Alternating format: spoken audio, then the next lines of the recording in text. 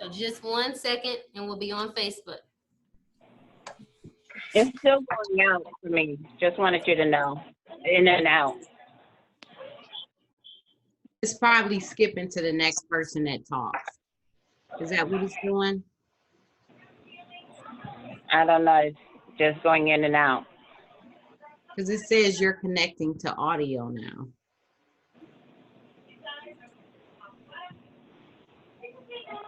When it was just them talking, it was going in and out. Now it's going in and out on you. Is anybody else seeing me go in and out? Yeah. Now it's like a black screen with a green talk button. On me? Yeah. Really? I have a black screen with the telephone on it. Yeah. A great telephone. That's whoever's dialed in. Their phone is not on mute, so they're picking up that background, so it's gonna automatically jump on their box. Right. Oh, okay. So can y'all see us now? Yeah. Okay. Yeah, we had to exit out just to go into Facebook, so it's gonna do that until we jump back on from Facebook. So am I still black, or do you see me? You're gonna be black for the rest of your life. You got it, girlfriend. You got it, girlfriend. My background is. Please don't start these things. They so silly. They so silly. They so silly.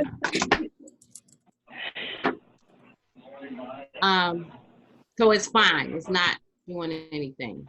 Okay. It's still doing the same thing. The black screen, the phone. I don't know what's going on.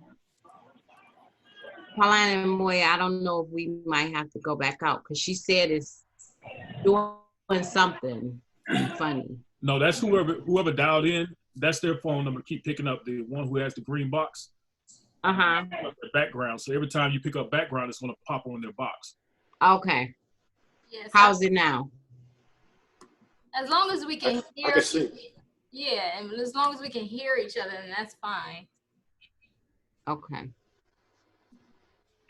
And we are going on in just a couple of seconds. How's everybody's Saturday? Everything is good. Blessed. Nice, nice. Blessings to all. Yes. Okay. So we are on Facebook Live. Thank you all for joining us. This is Build a Sister Up. I am going to be your host for the afternoon. My name is Kalana. I'm here with Moya and Qualita, and we have some very, very special guests today because we're going to be talking about something very, very important in the Black community. It's colorism. Colorism in the Black community, that's what we're going to be talking about. Thank you all for joining us. This is just a very important topic, and it touched so many of us in so many different ways in our communities. So we have Anthony Jackson here. He's right there. We have Miss Tanya Morgan. We have Miss Meek P. Okay, and we're going to be, once again, talking about colorism. We're going to share our stories and just see how we can move forward, move past what's the difference in just a skin complexion. Why is it so, why does it bring so much division sometimes? Or why does it bring us together? We're going to talk about that. First, I would like to, even though I just introduced their names, I'd just like them to just quickly say their names again and just tell us why they wanted to join us today. So I'll start with Mr. Jackson. Appreciate you all asking me to do this. This is, I think it's a very interesting topic, a very important topic that we need to talk about. It's been going on for far so long, and a lot of people are really not down in the weeds in reference to this topic. So I'm very interested in doing this. Thank you all for having me. Thank you. And Miss Tanya Morgan, please tell us why you joined BASSUP today and speaking about colorism.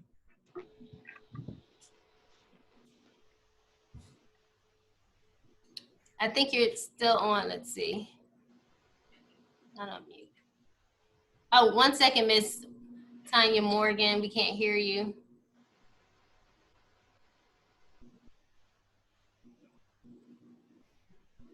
One second. Okay, here she is. Okay. Can you hear me now? Yes. Okay. Now the screen just went out, but that's fine. Um, like I said, my name is Tanya, and I thought this was an important topic to be on. I first experienced colorism within my own family. So it was something I was very interested in discussing, and also hearing how others experienced it within the community. Okay. Well, thank you for joining us today once again. And I'll just ask Daryl, why did you want to join BASSUP in discussing colorism today? Oh yeah, thank you for having me. You know, you guys have a lot of great topics, so this is no exception, and I feel like I can give some insight. I'm not exactly sure um, everything that's going to be discussed or how it's going to be discussed, but you know, I have my own opinions about a lot of different things, so you know, I don't mind sharing them. Well, thank you, Daryl. And Miss the lovely Meek, why did you want to join? And thank you for joining as well, BASSUP today and discussing colorism. What brought you here today? Well, I think, first of all, thank you guys for having me. I not necessarily experienced so much colorism, but I see it happening all the time, just in like our media and how Black people look at each other. And I've kind of been like diving more into it and researching and getting more knowledge on it. So I wanted to come share some of that today. Okay, well, thank you. Thank you, Mr. Jackson. Thank you, Miss Morgan. Thank you, Mr. Dawes. And thank you, Miss Meek. Thank you, thank you, thank you. And once again, I'm Kolana. I'm going to be the moderator for this afternoon discussing colorism. I have my other hosts, Qualitha and Moya. And we are BASSUP, and we're doing this today because we've experienced colorism, all of us, from every different hue, every different wake of life. We've experienced colorism even within our own community. Now, there's a difference between colorism, featureism, and racism. Okay, there's different treatment for each of those different things. So today we're just talking about colorism. So I just want to start off with a definition for colorism. Colorism is an ism, is a type of prejudice or a type of bias you have maybe for a hue within your own race or within your own community. So it's a preference maybe for a hue that others don't share, but within the same context or within the same ethnicity as you. So favoring one hue complexion over another complexion is what we believe colorism is, okay? And that can cause great division, great strife, great privileges, and great differences in one race, in one culture. And we want to just discuss what effects those have, the consequences or the benefits that we have received just from just having different colors within our own community. Now, featureism is sort of like having different features of another or a favored type of phenotype, and that being a benefit or a privilege within one community. And then, of course, we know racism is much different. It's prejudice or bias against one race over another. Being able to have privilege from being in one race and not being in that other race, okay? So colorism, featureism, racism, all different things. And then there's also genderism, but we're just talking about colorism today and how it's affected us. So we're going to start off with Moya here. Moya would like to share her story on why she actually wanted to bring this topic up. She actually started this topic and wanted to discuss it and bring more light, shed more light on the issue within our community. So why did you want to do that? I believe that, first of all, I love being Black. I love the Black community, but I do believe that we have biases towards different spectrums of color within our own community. Of course, it's always been a light skin versus dark skin. Light skin is more beautiful than dark skin, or dark skin is more beautiful than light skin. And I just don't really quite like it. I understand it, I guess, but I don't like it. I remember when I was at work one day and this guy told me that I have a light skin, I'm in a light skinned person's body, but I have a dark skinned personality. I was like, what does he even mean by that? You know, like what does it mean to have a dark skinned personality? For me personally, I think I'm a nice person. People tell me I'm a nice person. Does that mean that light-skinned people are not nice people? Like, I didn't understand. It's just kind of, made me question, how do we look at each other in our own, you know, as our own race? How do we view each other? And he told me that I'm not stuck up. So because I did ask him, well, you know, what do you mean by that? He said, I'm not stuck up. I speak to people, and I don't act like I am. How did he say it? He said that I'm humble. Basically, he said I was humble, and I'm like, are light skinned people not humble? I guess it's all the Jim Crow. You know what I mean? I didn't understand it. So that was my take on colorism. We just have to do better as a race. It shouldn't matter if I'm light skinned or dark skinned. It should just all matter about personality. So that was my take. Okay, and Qualitha, have you felt, have you experienced colorism? Do you believe so in your life? You know what? I have actually. I used to work at a nonprofit organization. I will not say the name, but I'll never forget. I went to the door. I was the only African American that worked there, and this guy answered the door. Well, I answered the door, and the man that was there, he was Caucasian. So he says, "Oh, you're the colored that works here." He was an older gentleman in a wheelchair. And so I remember telling my grandmother this, and my grandmother said he knew better. He knew exactly what he was trying to say. So where I worked at, everybody else was Caucasian, and they're still good friends and everything of mine. But I didn't feel bad, but it just worried me. It made me think and remember that no matter how far we get in life, people of another race or even in our own race, there are always are going to look at you because of the color of your skin. My own daughter is dark skinned. She's tall and dark skinned. And she said to me, I feel if it was a job between you and I, one job, and I was there and you were there, they would pick you for the position versus me. And I said, no. They're going to choose you based off of if you're required for the job. She said, no, mommy. They're going to choose you because of the color of your skin. And that hurt me. My daughter is 19 now, but that's how she feels. So I've experienced a little of both. And that's what I mean. Oh, another thing real quick too. When I was in school, I was in elementary school. The darker skinned girls, they didn't like me. I don't know why. They felt I was stuck up, but I'm not a stuck up person. So I have experienced a lot of everything. I was driving in the neighborhood one time, delivering some boxes for a company I won't say. And this Caucasian man, he yelled out the window and said, "Get back on the boat, go back to Africa." And I'm just thinking, why? Why do we have to go through things like this? I mean, we're all human. Like, that's not supposed to hurt me. I'm not going to yell out the window and say that, which I did want to yell out the window and say something. But I was on that side of town. And see, look at me. What am I saying? There's that side of town and there's this side of town. So why do we feel that way? We feel that way because people, and you know the saying that people don't cause you to feel a certain way. But to me, people can cause you to feel a certain way.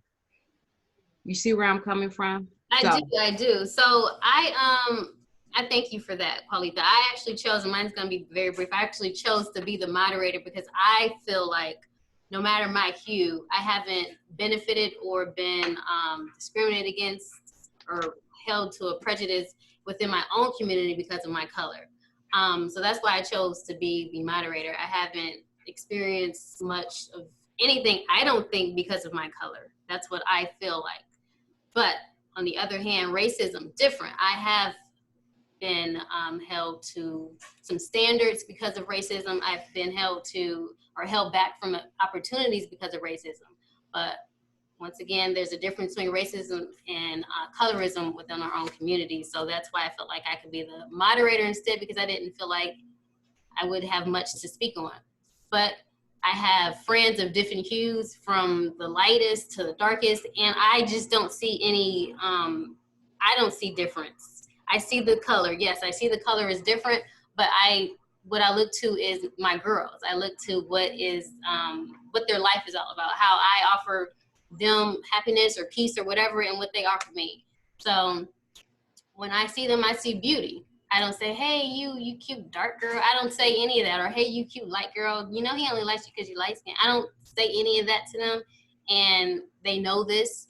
And we've never even had much discussion, I believe. And I think we actually should, much discussion within our friend group regarding our colors, even though we range from the lightest to the darkest. So that's why I say I chose to be the moderator, because even within my own friend group, I haven't experienced much colorism. And even when men see us within our own community, they don't say, hey, that girl, she's cute. Your friend, she's cute for a dark-skinned girl. I know a lot of people hear that, but my friends haven't told me about that. Or I haven't felt like, hey, she's cute for a brown-skinned girl. So I didn't think I would have much to offer on the topic. That's why I chose to be the moderator. But I want to turn it over to Miss Tanya and ask her if she's actually experienced colorism.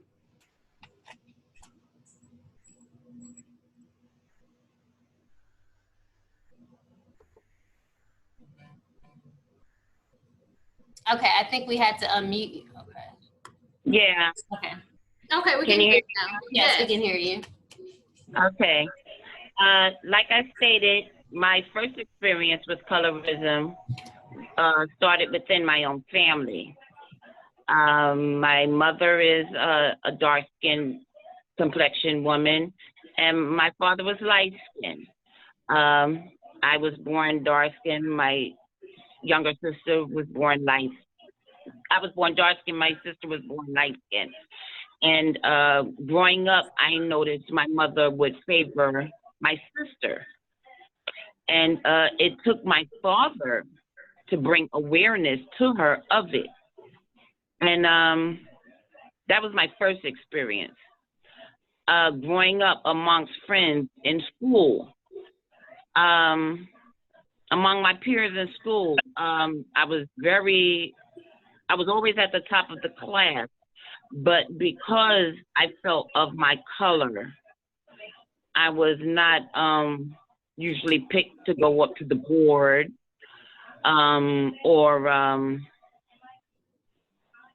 it was always something that prevented me from participating in class, being called upon to answer questions.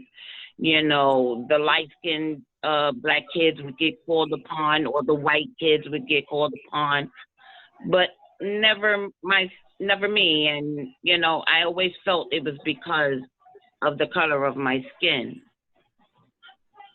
Okay. So those things that I experienced, you know, as far as colorism. Okay.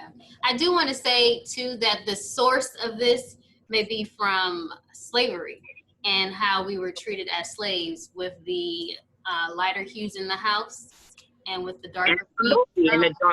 In the field, yes, absolutely. Right. Yes, and it's carried on through generations and generations, and we just keep carrying it on.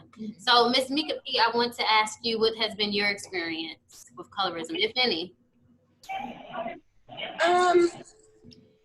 Maybe I didn't think I experienced it until you get older, because you're not really thinking about it. Mm-hmm. Just pretty much like,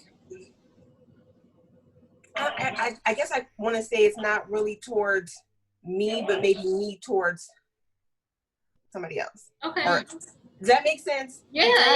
Okay. I'm just trying to bring a different perspective. Yeah. Just growing up, just even the girls that I thought were pretty, or the men or the little boys that I thought were cute, they didn't look like me. They weren't darker than me. They were always the light-skinned little girls, or the typically mixed little girls, same with little boys. And I didn't understand why. Well, now that I'm looking back on it, I'm like, well, why did I think that? Nobody in my family, like my mom is really, really light skinned. My dad is really dark skinned. And we weren't treated different. I have a brother that's dark skinned and a brother that's light skinned. And then there's just me in the middle. So I never felt any kind of way about my own skin color, but just as a kid growing up, there were girls that I thought were prettier than me or prettier just because they were light skinned and they did have, you know, a certain textured hair. And that just comes with our own community and what we see as kids, what is being portrayed in the media. If you're watching TV, that's all that you're going, well, back then, that's all we saw. Yeah. Exactly. The standard within our community has been set based on maybe European standards, and that's not us. That's not what we look like. And the few of us who kind of have the features, the featureism, that's what I was referencing before, those may be held in a higher standard. And I'll go to you, Mr. Jackson, Mr. Anthony Jackson. What has been your experience, if any, with colorism? It hasn't particularly happened to me, but I've seen it growing up. And it's to the point where, like growing up, your parents or friends, whatever, they will put that stigma out there that, you know, being from Florida, that, you know, light-skinned girls were always stuck up, or the light-skinned guys, they was better off. The parents had better jobs and things of that nature. But looking back on it, you would sit there and say, excuse me, that it was really a hot mess. And, you know, it's something that's keep going on and on and on. Just like Meek just said, in the media, you see it in the media now. You see it on the commercials. You see the individuals who they pick to go in these commercials are the lighter skinned personnel versus the darker skinned colors and things of that nature. So, and it's kind of sad, and it's kind of sad that we do it as people to the point where, okay, well, even on Facebook or social media, you see people saying things like, "Oh, you acting real light skinned right now," or "You acting dark skinned," and stuff like that, which is crazy, to the point where until we educate each other in reference to nipping stuff in the bud, it's going to continue going on. And it's kind of crazy. And, you know, saying things like this and just talking to people, a lot of people have emotional and psychological issues just from this particular topic, because of the simple fact of people have basically bullied them in reference to their color of their skin, whether they were light skinned, they weren't able to hang with the dark skinned kids, or the dark skinned kids couldn't hang with the light skinned kids and stuff like that. So you have adults now, like in my age group, to the point where they have some serious emotional and psychological issues stemming from this. And like I said, until we educate each other and we see stuff and we nip it in the bud, we're going to continue to have this problem. Exactly. It reminds me of the movie School Days, where the light skins and the dark skins, the different sororities held to different standards.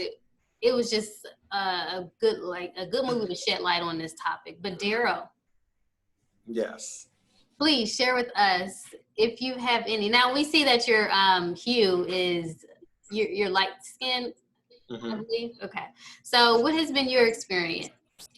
To be honest, I personally myself I don't look at it like that. Like, my great grandfather's dark skin.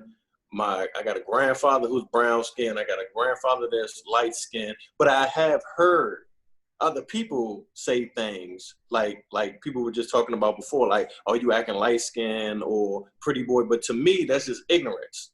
That's you being shallow. That's you putting an individual in a box. Just like if they had their hair done a certain way, you're saying, "Oh, he has cornrows, he's a thug." It's the same thing. So if you're good in who you are as an individual, no matter what anybody says, it shouldn't deter you from what you're trying to do or be or who you are as an individual. I think that's when you lose, when you listen to that. You know, now that goes to racism. White people before, not all of them, but they used to say, "Okay, you're black, so you can't play in the NBA, or you can't play baseball, or you can't become a scientist." Now, you had some black people who believed that and said, "Okay, well, I'm going to lower my standards."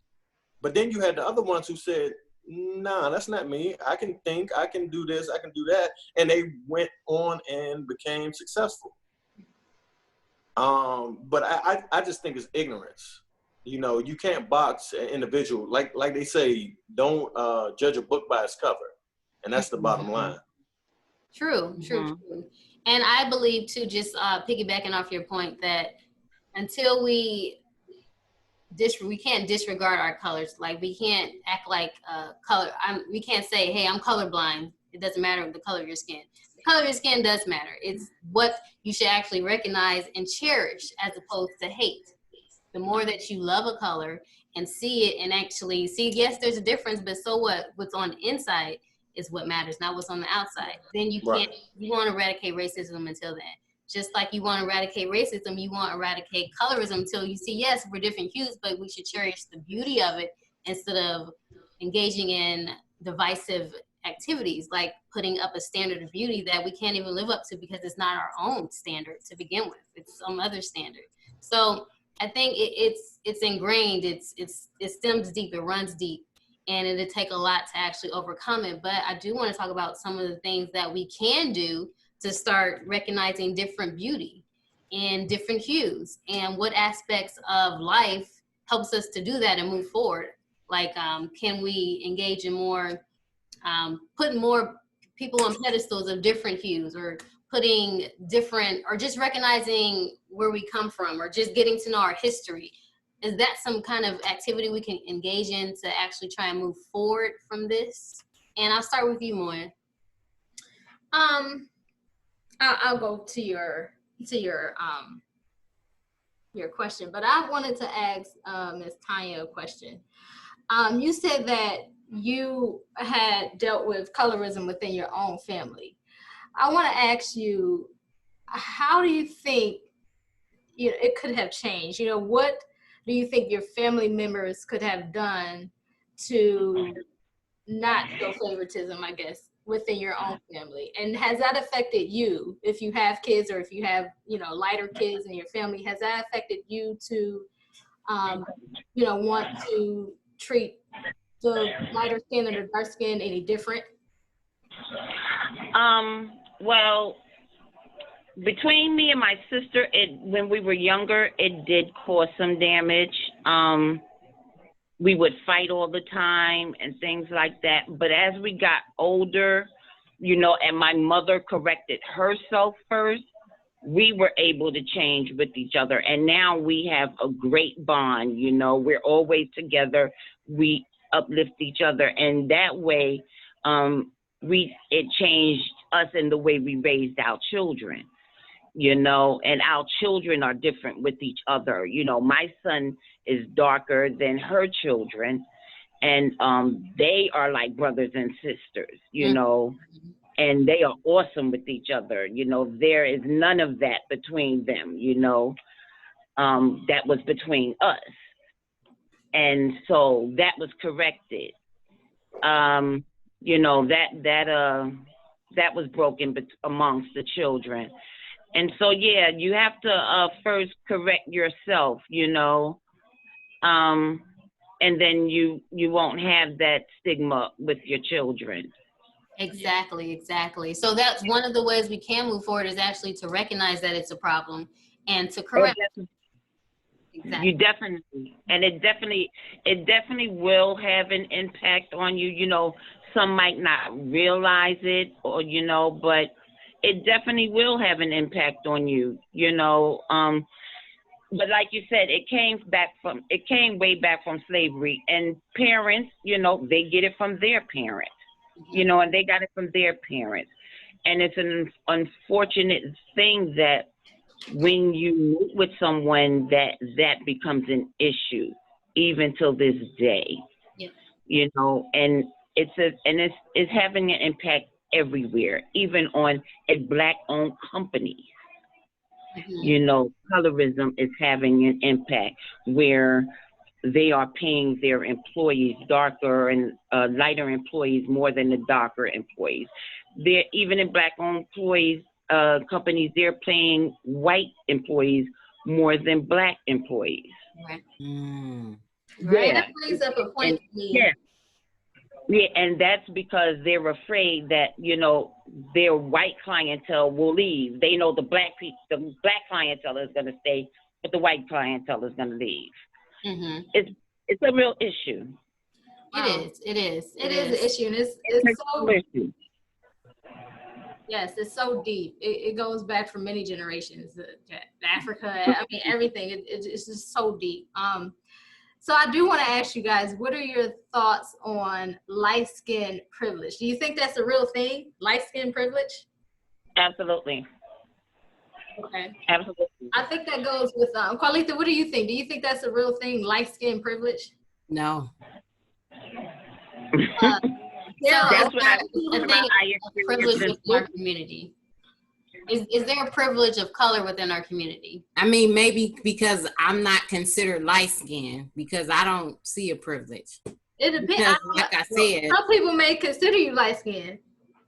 Well, Meek P, do you believe there's a privilege? Well, first let me ask you, and let me ask all of our great hosts or great guests here.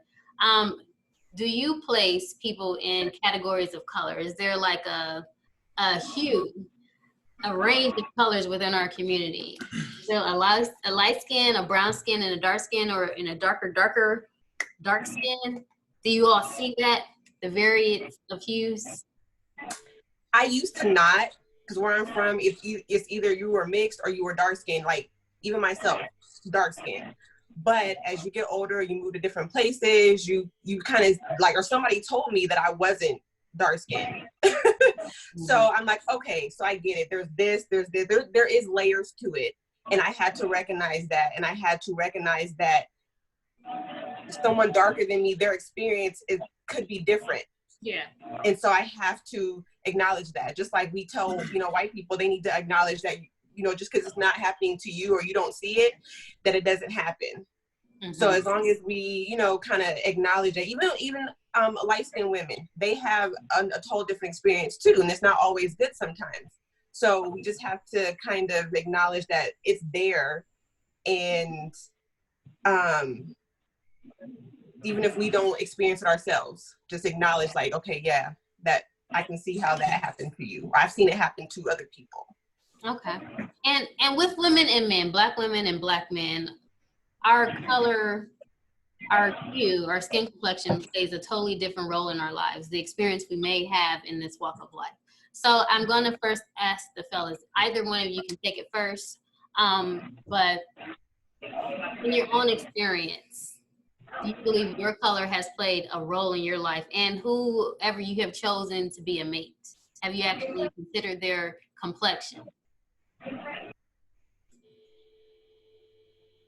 I guess I'll go first. Okay, to answer the first question, I didn't see my color as getting me ahead or disadvantaged, but I know it probably has, not being shallow, because people have preferences. Some people love dark skin, some people love light skin, some people love brown skin. That's their preference.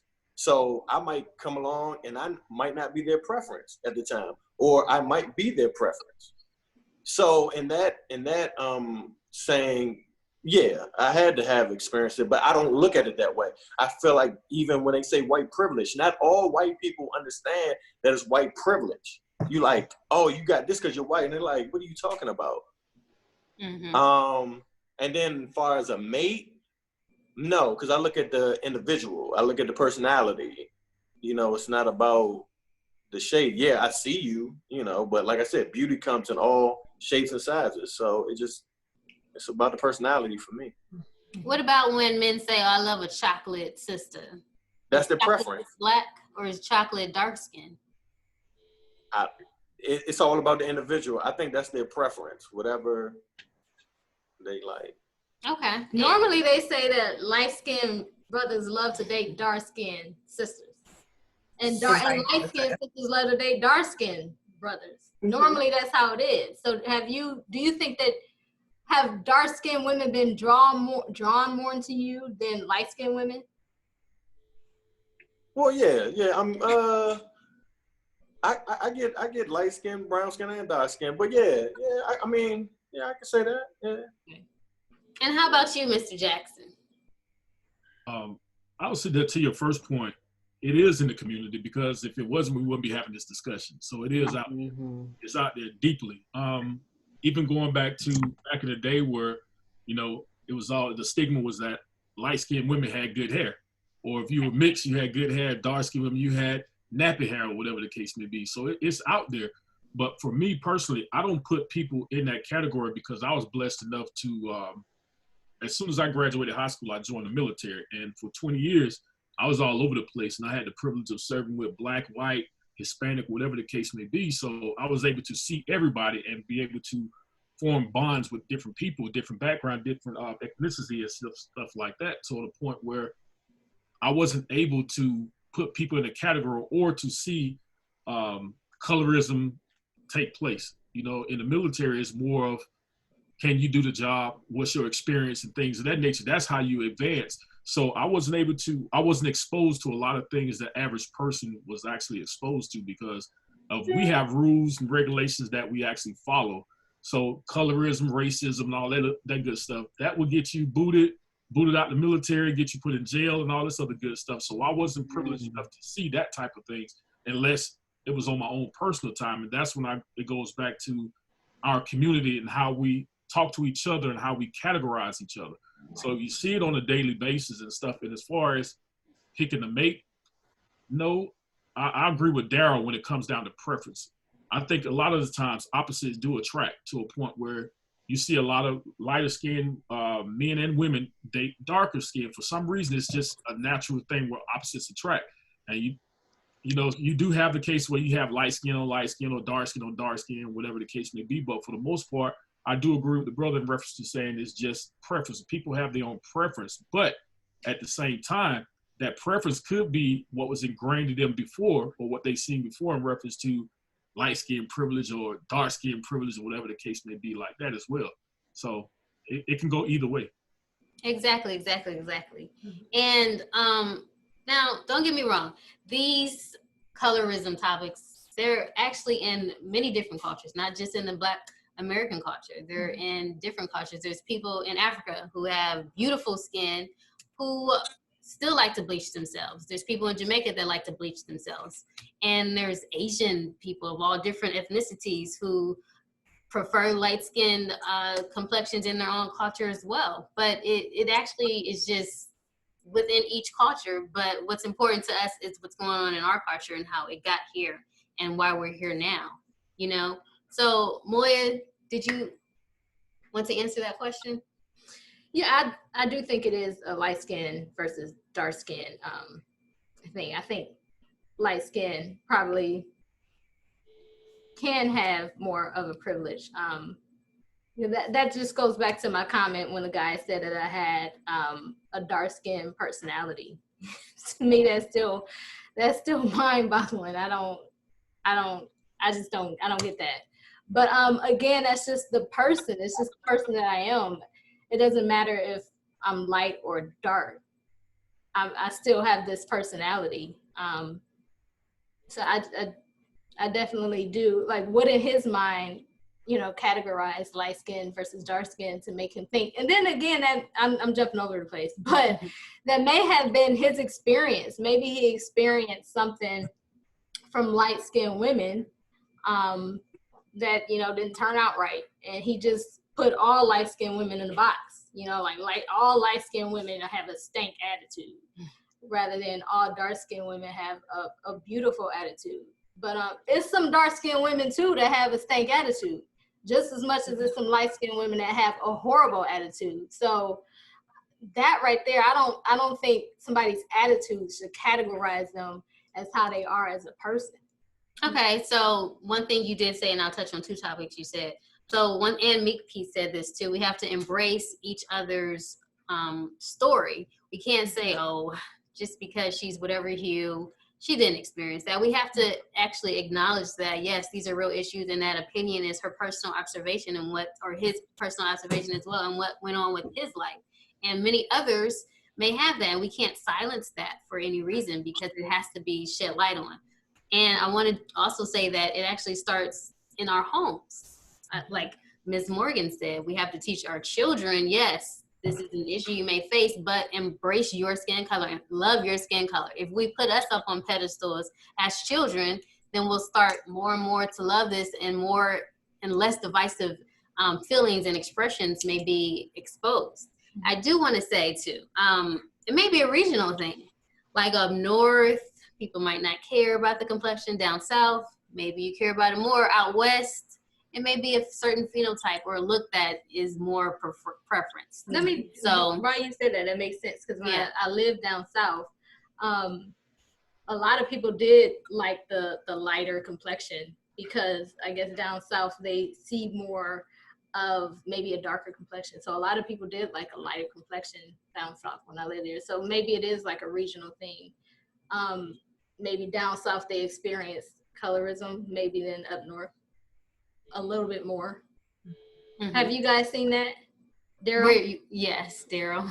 Yeah, no, I've experienced that. But I was going to say this.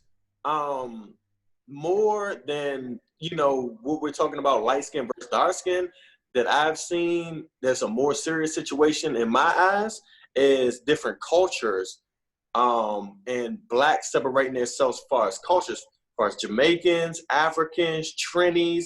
I've seen a lot of that.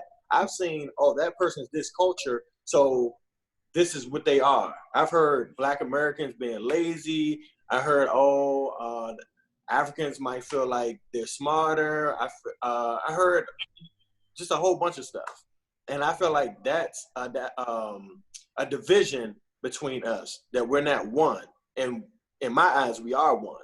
Yeah. No matter the complexion. Yeah, so, I believe we all came from Africa. I want our participants to actually speak on this topic as well, briefly. But we're actually half Nigerian, and we're half American.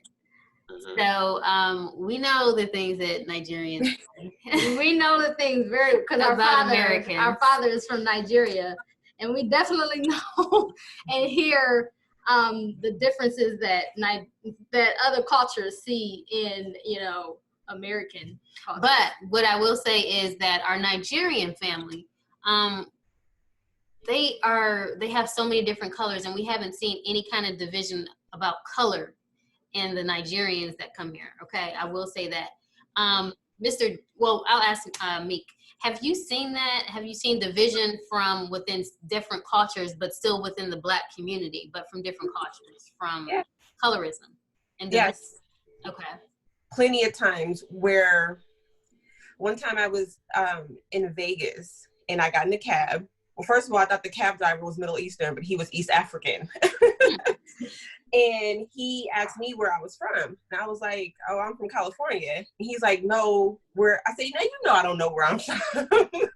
Like, far as, am I from Africa or what part? And he goes, well, you could be, he was like, you're probably Ethiopia or East African. And I was like, well, how can you tell that? How do you know? And just the response that he gave me, I was like, I was a little embarrassed and a little upset, because so you're trying to say that women from West Africa don't have the same features that you guys consider beautiful there. And it was mind blowing. I had never heard anything like that, or I had just never heard that. Or now I see like online, like there would be a meme going on, and it'll be Ethiopian women, Eritrean women, like a country in West Africa, and Somali women. And it was like, okay, well, these women are quote unquote considered beautiful and not the West African, which goes back into what you said with not just colorism, featureism, texturism. Those things aren't considered beautiful. And I think it all stems from Africa. Yeah. Not even just slavery, but in Africa too. And it's sad. Yeah. I mean, that's just been my experience, where I see that, where if you're from this part and you have these features and this texture, then you're beautiful. So yes, thank you, Meek. And Miss Morgan, so in light of all this, if it's all coming together, it might not just be the color. It might be the features, the country of origin as well. Miss Morgan, have you seen in your daily life people of different ethnicities or cultures or from different countries, foreigners, favoring you or disfavoring you just simply because of your skin complexion? That's mind blowing what you said, Mika. I'm just like, wow, I'm blown away. But I guess I think I'm from a different country, and you know, a lot of times they ask me, well, you know, where are you from? And when they hear I'm from, you know, born and raised in New York, their attitudes change. You know, or it's like, you know, the conversation lessons, or you know. And I'm like, wow, you know, what's the problem here? You were so talkative a minute ago, and now, you know, yeah, or immediately. And it happens a lot, yeah. So like Mr. Jackson said, he's been around the world and he's seen various people of various hues and tones. I mean, and can I say something on that? Yeah, like I've been to, you know, New Delhi, Dubai, Bangladesh. I've been to Amsterdam. You know, I've also traveled a lot. And I mean, when I went to India, it was like they were amazed. I was treated like royalty. I mean, it was a wonderful experience. I was invited into homes. They wanted to touch my hair. They wanted to touch my skin. I mean, it was a whole different experience. A whole different experience. Like, it was awesome. It was awesome. So did you feel more welcome? You felt more welcome over there than in certain places, even here in America? Then here, I felt like I would be welcome more. I felt like the welcome there would be more than if I had went to Africa. Wow. This is in New Delhi? All over India. Okay. Wow. All over Chittagong, everywhere I went, every country, every city that I went in India, the welcome was outstanding. The outpouring of love was just amazing. Just amazing. I have heard in different that countries. We're treated better in different countries than we are. Do you experience that also, Mr. Jackson? When you were traveling internationally? Absolutely. Think about it.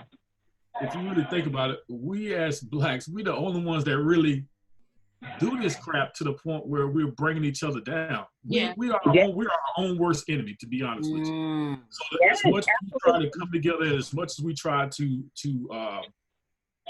be better in life, there's always somebody that's going to knock you down, and it's always our same color. Yeah. To the point where, okay, well, for example, like for me, I started a nonprofit organization for veterans, for the youth. And so, say again? What's your nonprofit organization called? It's called the Action Jackson Foundation. Okay. So basically, what we do is we go around and we go out in the woods. We find homeless veterans. We feed them. We do community feedings. We teach, take school supplies to the youth. We just try to do a lot of things in the community to make our community better. But at the same time, I can have someone who is my same color talk bad about my organization to the point where I'm like, okay, you have no idea the amount of dollars that we put out of our own pockets, because we don't take any salaries. All our money that we get from government agencies and stuff like that, we don't pay ourselves. Everybody on our staff is either military veterans or whatever the case may be like that. But we have a passion for helping people, so we go out and do this. But it's sad that people of our own color will try to bring us down, talk bad about it, or we serving this type of food. Why are we not doing this? Or they're sucking up to try to get with the white folks or whatever the case may be, so they can do this and that. So we're our own community is the one that's doing this. But like the sister said about traveling overseas, I've been everywhere from Iraq, Afghanistan, Kuwait, Japan, Korea, things of that nature. And every place I've been besides Afghanistan and Iraq now, it's been more of a welcoming community. Even I would take that back. Even in Afghanistan, some places I've been there, they welcome me to their houses and to their homes, and things. Yeah. But you go right here to the Black community. You go in the Black community. Oh, who are you? Who are you trying to do? What are you here for? Blah blah blah, and all this other good stuff. Yeah. So we're our worst enemy, and we tear each other down. And it's sad that we do that. And until we stop that, we're not going to be able to progress and move forward until we stop doing that and educate each other in reference to Why do you think we do that, Anthony? And congratulations on what you're doing. Why do you think Thank you for what you're doing. Thank you. It's ignorance. Like the brother said, it's ignorance to the point where a lot of people don't do their own research. They go by what the next person say. So if you hear one person say that, it's automatically law. So if I sit there and say, hey, Daryl, hey, he's a light-skinned brother. He think he better than everybody, or he got curly hair, or whatever. The next person that hear me say that, they gonna automatically think that about him. Besides doing their own research or seeing what's the context of his book. His book could be an awesome read, but from the outside, he's already judged because of what the next person has said, and that's sad how we actually go down. If you look at it now, look at half of the things that's going on in the world today. People jump on Instagram, Facebook, with all these other social media platforms, and just whatever they read is law. They don't go into case law. They don't go into anything. They just, whatever someone says, that's law, and they spread that. And by the time that same rumor gets around, by the time it gets to the 10th person, it's changed 20 times by now. So if I say something about the brother, by the time it gets to the 10th person, I can sit there and say he think he better than everybody else. By the time it gets to the 10th person, he's a rapist or he's a serial killer. By the time you get out there. Yeah. And that's our own people that's doing that. Yep. Right. You said some amazing things, some great things that we all have. We all shed some light on some good topics that we actually need to discuss. And one thing that is paramount, is ringing true for all of our statements, is that we need to embrace our complexions. They're different, but they're beautiful. Do you know how amazing it is that we can be one culture, we can be a Black race, and have so many different phenotypes and looks? That should be celebrated. It shouldn't be divisive. It shouldn't be a divisive topic. And like Mr. Jackson just said, and like Ms. Morgan said, and Ms. McPhee and Mr. Darrell said, we have to love it, and we have to actually see and do our own research, see where it comes from, see why it's happening, and see why we're continuing to pass it down from generation to generation. Slavery has been for 400 years? Over for 400 years. Or with 1800. It's been over for 200 years, but it started here in 1600 something. Yeah. So, I mean, the effects, even though it's a norm across different ethnicities, it's still within our community that's causing divisiveness. Other communities may be able to prosper in despite of their colorism, but we are letting it hold us back. And like Mr. Jackson just said, we have to get our own word, get the word from the horse's mouth, not from passing down communications that get lost in translation. All right, I'm gonna read some comments, and then I want to first thank you guys again. You all were great. We picked a great team. Yes, thank you, McPhee. Thank you, Tanya. Thank you, Anthony. I'm going to read some comments, and then I guess that would be all. Barbara says, colorism definitely is a big problem. It saddens me. I went to the DR, Dominican Republic, and got so much love. But here in America, I received so many nasty comments about my skin tone. And then Alicia Page says, I think it's intergenerational trauma. The pitting against one another. These or their countries have not had the acne programming of necessity, this type of programming. And then Barbara says again, yes, we all need to do our part individually so we can make the change collectively. And that is so true. I think that as individuals, we all need to be able to change the narrative of our story, what's happening. Every hue from lightest to the darkest is beautiful, because it's amazing. No other culture can have this many hues, this many different phenotypes, this many different hair textures, this many different features. We are great. Right, they just don't have it. We are like gold. Yes, right. Uplifted and embraced and cherished. Yes. Does anybody else have any last things, any last comments? And everybody can. Miss McPhee. Yes. With me? Yes. Oh, sorry. So I just have a few little things that we can do as a community, just kind of based on like my experience, or why in the beginning when I was little, I thought that, lighter skin was more, beautiful, is that we can start continuing to put dark-skinned women, again, I'm sorry, with West African features, with 4C hair in the forefront, in the spaces of beauty, in the spaces of being the love interest, in the spaces of being successful and feminine too. Because that's another thing. It's the dark-skinned woman is always considered the bully, the mean girl, the sidekick, the friend, so in that sense, I feel like if we kind of make it an even playing field, then more people will be like, oh my gosh, that is beautiful as well. Yeah. And not just and I'm sorry, Black men, I'm gonna leave y'all out of this one because the dark skinned men is kind of, they up there. Everybody wants them a chocolate dark skinned man. Sorry, girl. Even with, like, I know we're not talking about features and texturism, but you might see, okay, you get a dark skinned girl, but okay, she has this texture hair or she has features. She can get featured on something, but let's do it all. Let's get that playing field a lot bigger and promoting more of all of our features and textures and skin colors in a positive light. And maybe then other people be like, okay, well, if they think it's beautiful, then we must think it's beautiful too. Right. You know, if you keep shoving something down somebody's face so much, then they have to kind of recognize it like, okay, wait a minute. What we've been thinking all these years. Yes, thank you. I like that. I like so that. beautiful, so amazing. I just love that you shared your experience and you gave us that final thought to just put everyone raise up more of our different beauty standards that aren't as pedestalized as the others. Thank you, Miss Beautiful Meek. And Miss Tanya, the beautiful, gorgeous Tanya, what are your final thoughts? I blacked out for a minute there. Okay. I just think that, you know, we just need to embrace each other, period. You know, no matter the color of our skin, you know, and I mean, we need to help each other up and, you know, just keep loving on each other. We're in a time right now where we're in a battle of against a great enemy. And so the color of our skin is the least thing we need to worry about right now. And I just think we just need to embrace each other and help each other forward.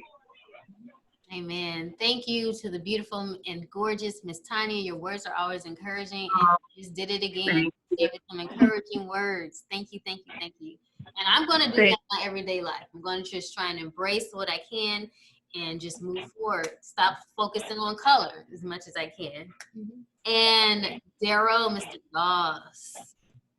Okay, just to wrap it up, like we said before, it does stem back to way back. I feel like when we got into slavery, it was blacks helping to put other blacks in slavery just for gold or silver or guns. And I feel like we're doing that now for jobs, for money. Like, we'll sell each other out. And we need to change the narrative on that. And by doing things like that, build a sister up, change the narrative. Like, stop believing when they pit us against each other. Why entertain that? I mean, we're considered the lowest race on the totem pole. And, you know, I don't know how y'all feel, but I don't like that. And so how are you going to battle each other and you're considered the lowest on the totem pole? And they sitting back eating their popcorn like, look at these fools. Yeah. So, I just think we need to keep unity and have things like this where we're building each other up and keep doing that. And anything else, we should just check it like, that's ignorant. Let's not do that. Yeah, exactly. Yeah, I like that. Thank you, Daryl. And you tied in a little bit of what Ms. Meek said and Ms. Tanya said, and the fact that there's sometimes overt actions to divide us, and then there's sometimes implicit, sometimes you have to look for. And I think that when television and commercial settings, when the darkest of our hues aren't put on pedestals, that is a tactic to actually divide us and ingrain in us that this setting is, or this preference is more beautiful than the next. So yes, we do have to advocate for different hues and embrace each other and stop being so divisive and allow us to all flourish. And Mr. Jackson. Brother Darryl, man, I appreciate you, brother, because what you just said right there, I deal with on a daily basis. So, especially I'm in law enforcement, so I deal with that on a regular basis, dealing with our community in reference to being Uncle Tom or being this or being whatever, and I have to educate us in reference to what's going on. So I'm a firm believer in education. Educate yourself, educate yourself and your surroundings, know your rights, know all this other good stuff. So instead of the actual hate among us, we need to educate each other and promote education and promote self-growth and promote teamwork. Because like I said, it's Miss Tanya said something earlier, we in some trying times right now. Mm-hmm. And the only way we're gonna get past this is I'm a spiritual. My faith is everything. So for me, the only way we're gonna get past this is loving each other and prayer for me. I'm not gonna push my religion off on no one else, but prayer is everything for me. My faith is everything.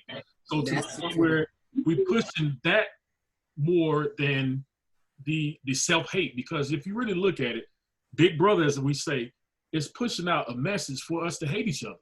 Mm-hmm. And that's terrible. We need to stop doing that for the simple fact we're not going to progress if we keep getting this false narrative from up top, pushing it down to us, and we spreading that amongst each other. We're tearing up our communities. We're tearing up each other emotionally, physically, and all this other good stuff, because half of this stuff that we're doing in our own communities is not happening in other communities. And that's what we need to educate ourselves and actually touch people and love each other and actually just come together as one. Because we're not gonna make it unless we do that. Yep. Wow. You all said a word, okay? A word, didn't they? They did. They were great. This needs to be a Tanya, continuation. Daryl, Anthony. I know we do need a part 2. But thank you all. You all have actually educated me. Thank you. Educated me just different topics in a different perspective. Thank you. I thank you. We might have to do this again. I mean, I want to get your daughter on here. Well, I want to get Deja on here the next time you do it. Deja, like she said before, is a very beautiful complexion, and she's a teenager. She's, what is it, Generation Z. Generation Zers. She's a Generation Z, so I would love to get her perspective on colorism. So the next time, if you could please tell your daughter to come on.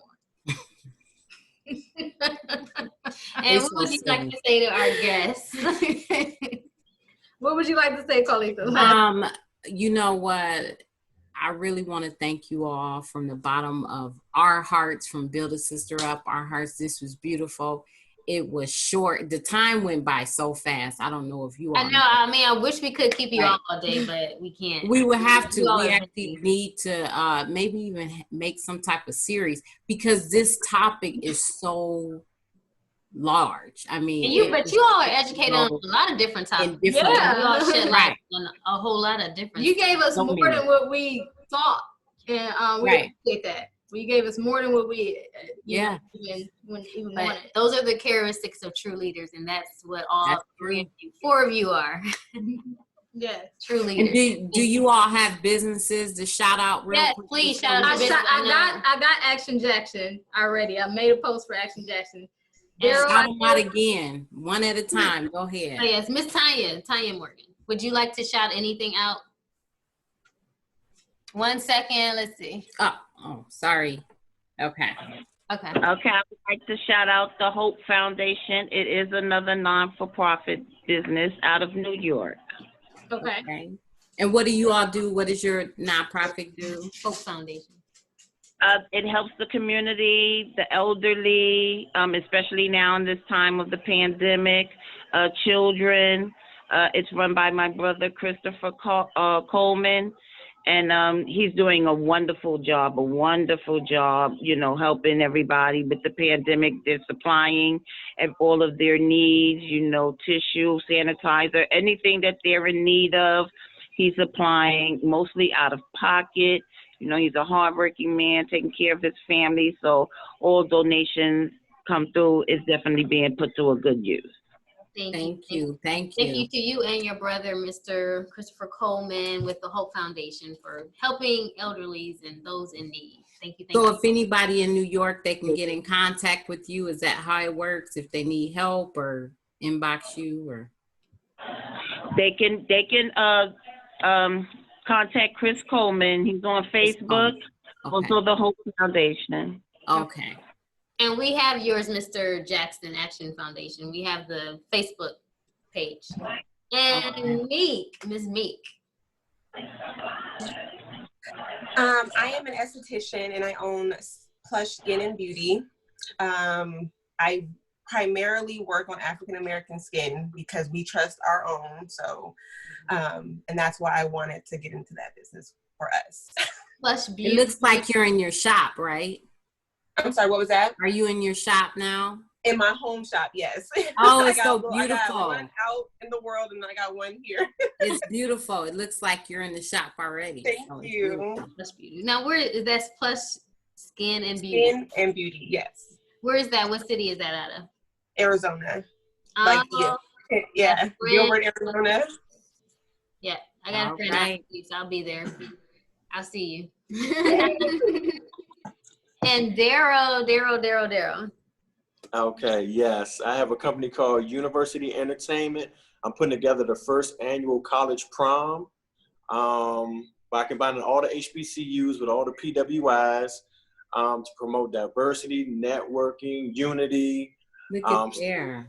Yeah, so then after the DMV, I want to take it everywhere. Florida, the West Coast, New York, everywhere. So yeah, y'all can look me up. I like that. Yeah.